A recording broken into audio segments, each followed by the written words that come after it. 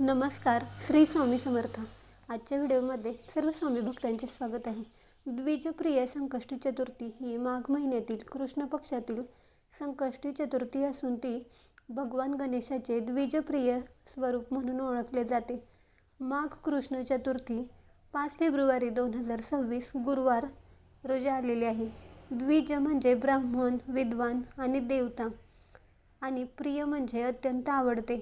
भगवान गणेश ब्राह्मणांना आणि वेदज्ञानाला प्रिय असल्यामुळे या संकष्टी चतुर्थीला द्विजप्रिय नाव आहे।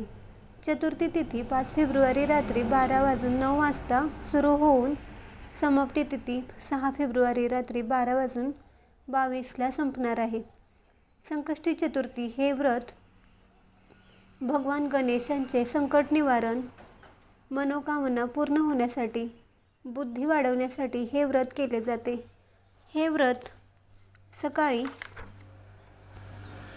उठून स्नान करून स्वच्छ मनाने उपवास करावा। भगवान गणेशाची पूजा करावी।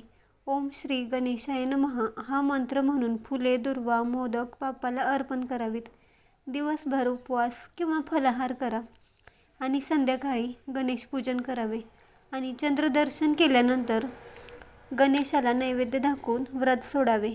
तुम्ही ओम गणपते नमः 108 वेळा जप किंवा ओम द्विजप्रियाय नमः हा जप करावा।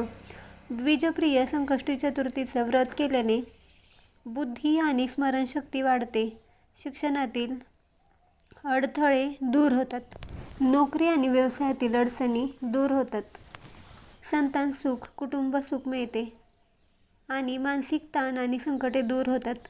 या दिवशी मांस आणि मद्य सेवन करणे, खोटे बोलणे टाळावे।